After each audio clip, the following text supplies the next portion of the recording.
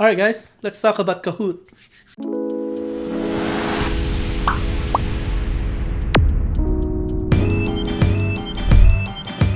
What is up everybody, this is Keith, your casual teacher. In today's video, I'm going to share to you guys an online tool that I usually use for formative or even summative assessments. This is a fun way of knowing whether your kids learn or not. This is one of the most used tools here in America, but if you do this at least once a week, your kids will gonna love you, that's for sure. The online tool that I'm talking about is called Kahoot. Let's go down to my computer and I'll show you what it's about. Okay, so on your browser, just type kahoot.com. So it spells as Kahoot.com. Now the first thing that I would advise you to do is to sign up for a free account. This example, I'm just gonna use my school email. After signing up, you'll be asked to pay, but you don't have to. All the things that we need is in the free version. So, well, unless you're gonna go hardcore in Kahoot. This is something that we just do on the side, so it's kind of pointless to pay for it. Okay, so I'm gonna go to the free one. Right here it says continue for free. Okay, and this is the main page. So this is what a Kahoot is like. So I'm just gonna play demo game so you guys would know. Alright, this number right here that you see on the screen will be shown in your projector. And then your students will pull out their device. Let's say for example, they're gonna use their phone for this game. So all you need to do is to have the kids type this pin, 3583. You enter, okay? And then have the kids write their nicknames. Some students might use inappropriate nicknames, so I suggest that you let them use their real names instead.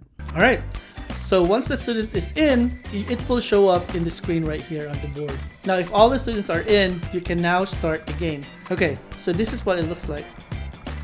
Okay.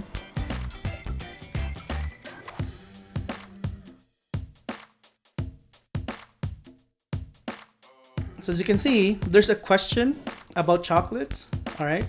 So these are the options that the students will see on the screen. But on their phones, they will only see the color and the symbol that is associated with the option. I don't know what the answer to this question. Life is like a box of red. I don't know. I don't watch movies. Okay, so as you can see, I answered red, but the correct answer was yellow. After every question, a scoreboard will pop up. This is where the students go crazy, you know. They're so competitive, they want to be the first. You will see the kids' reaction to this. It's so fun. Alright, go to the next. There's another question. So you can also write a true or false question. Cadbury manufactured the first heart-shaped box of chocolates in 1861. Eeny, meeny, miny, mo. You know, when in doubt, always pick true. Let's go!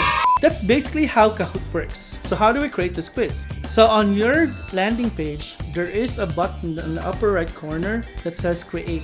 Okay, so just click on that and then just create Kahoot. And then I suggest just create your own, but you can pick a template here. If you want to make the quiz type, then just pick the formative assessment template. As you can see, there are 9 questions here, but you can add questions depending on how long you want your quiz to be. You can edit this into the question that you want. Let's say, what is the name of this channel? You can also change the type of question, but since we are on a free account, we can only pick either quiz or true or false questions. If you pay, if you go pro, then you can have all these types of questions, which are pretty interesting. To be honest, I haven't tried all of these modes yet because you know, I'm poor. Okay, let's do the quiz for now. And on the far right, you can also see the different options that you can have in your quiz. Say for example, in this question, maybe you can only give around 20 seconds for them to answer. You can also have the standard points or double points or no points at all, but I suggest you leave it at standard. What I usually do is to select double points for the last question. So for the correct answer, we can just edit this. So what is the correct answer? Let's say, what's the name of his channel again? Casual Teacher, there you go. So you can also move the correct answer. If you want the correct answer to be green, just select that and unselect this. Let's just assume that we finished creating the quiz for now. So let's hit save. There you go.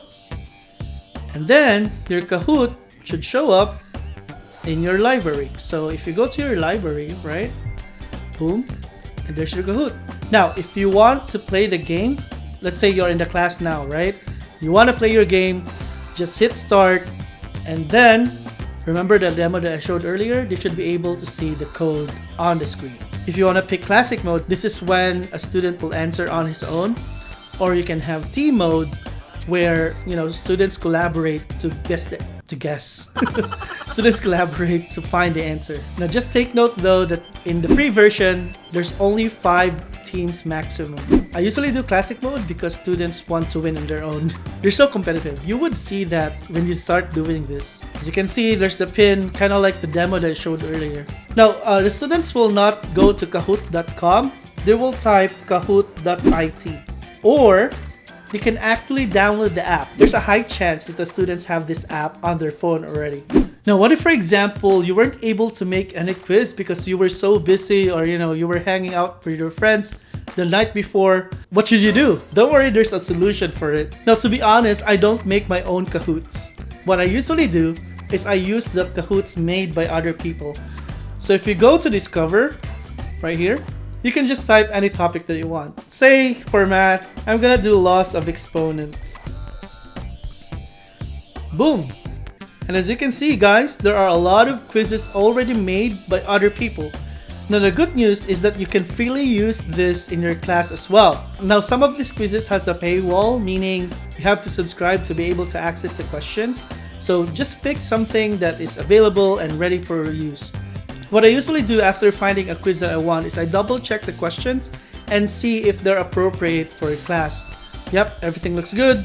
But in case you want to change something, just click on the 3 dots and then hit duplicate. So after duplicating the Kahoot, it will show up in your library, and now you can edit the questions. So just click on edit right here, the pencil icon, and then you can edit the questions. Alrighty guys, this is just one of the many tools that you can use online for your class.